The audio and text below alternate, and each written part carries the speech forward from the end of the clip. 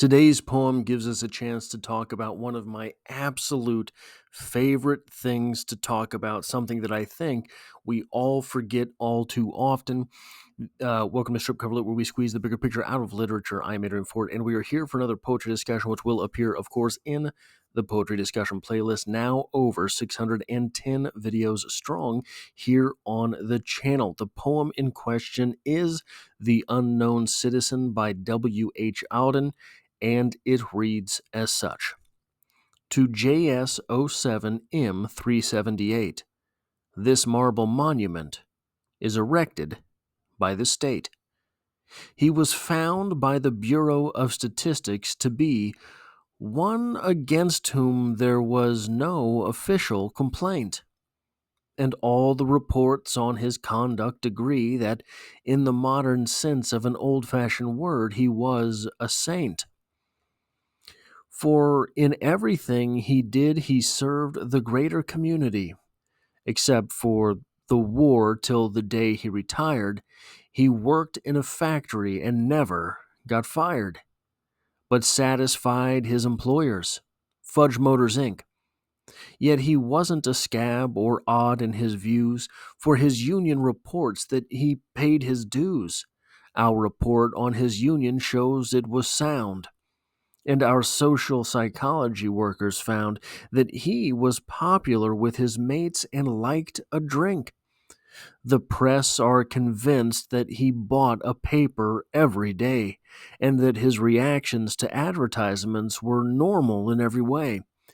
Policies taken out in his name prove that he was fully insured, and his health card shows he was once in hospital but left it cured. Both procedures, research and high-grade living, declare he was fully sensible to the advantages of the installment plan, and he had everything necessary to the modern man: a phonograph, a radio, a car, and a Frigidaire. Our researchers into public opinion are content that he held the proper opinions for the time of year. When there was peace, he was for peace. When there was war, he went. He was married and added 5 children to the population, which our eugenist says was the right number for a parent of his generation, and our teachers report that he never interfered with their education. Was he free? Was he happy? The question is absurd. Had anything been wrong, he should certainly have heard. Had anything been wrong, he certainly would have heard. That is, if you want something to complain about, I'll give it to you. Right? If I wanted your opinion, I'd have given it to you. This poem is basically about a guy who lived his entire life as a good little boy. And when you live your entire life as a good little boy, the state will make a monument to you. Now, you won't have a name to JS07M378. You won't have a name, but you'll have a statue for being completely anonymous and bland in everything that you have done. You will have contributed nothing outside of the norm, held no beliefs that weren't popular, had no opinions that others did not support. This poem gives us a wonderful opportunity to talk about individualism. So, in the most rugged and rebellious way possible, I took the definition of individualism from Wikipedia, but there is something that we have to correct in this article when we get to it. Individualism, Wikipedia tells us, is the moral stance, political philosophy, ideology, and social outlook that emphasizes the intrinsic worth of the individual. Individualists promote realizing one's goals and desires, valuing independence and self-reliance, and advocating that the interests of the individual should gain precedence over the state or a social group while opposing external interference upon one's own interests by society or institutions such as the government. Individualism makes the individual its focus, and so starts with the fundamental premise that the human individual is of primary importance in the struggle for liberation.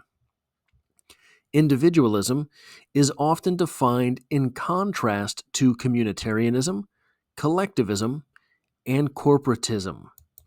There's something missing here. Identitarianism. Identitarian. I spelled that right. It's fine. That too. Individualism identitarianism conveniently left out of the definition of individualism and its opposites, its contrasting ideas by Wikipedia. Why might that be?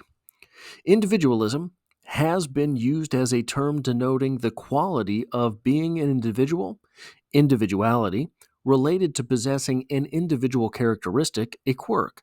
Individualism is also associated with artistic and bohemian interests and lifestyles where there is a tendency towards self creation and experimentation as opposed to tradition or popular mass opinions and behaviors.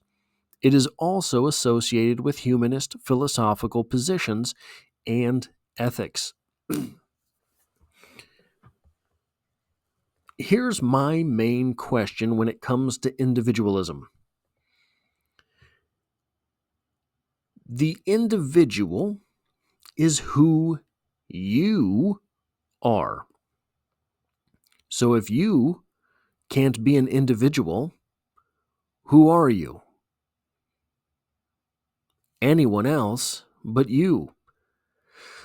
I try not to delve into politics on this channel, and I'm not going to now, but I think that we are in a precarious position with the sort of overbearing structures of societal expectation right now. I think that at both ends of this extreme, there are the mounting pressures of some form of anti-individualism. We are seeing identitarianism pop up in extreme measure on one side of the aisle, and on the other side of the aisle from that is definitionally traditionalism. Both of these things are collectivisms of a sort.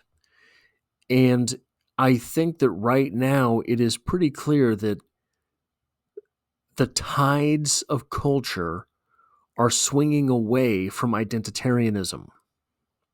My fear, as a stark individualist, is that we will swing too far towards traditionalism. That is not where I find myself idealistically. The most important minority is always the individual. It is the individual for whom all rights must be written. Yes, obviously, there are things that we have done wrong in the past and excluded people from the definition of people. That's terrible. That's wrong. Obviously, that's wrong.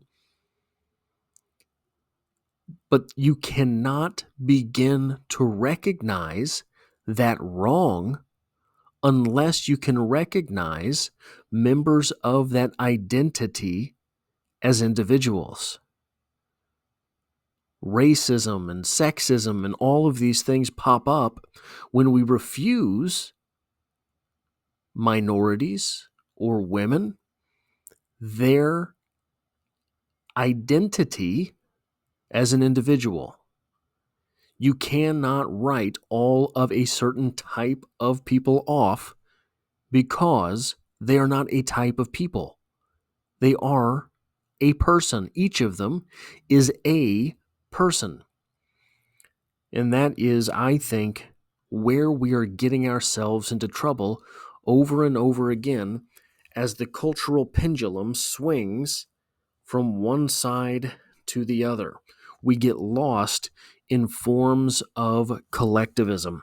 That is all I have for this poem, this poetry discussion. If you like or appreciate what it is that I do here on the channel, hitting the like button really does help me out, as it tells YouTube to share this video with other literature lovers. If you find yourself here by chance but not design, literature is the only thing I talk about on the channel, dropping multiple videos every single week, and there's poetry to be had every Monday. And as always, I hope to have you back for the next one.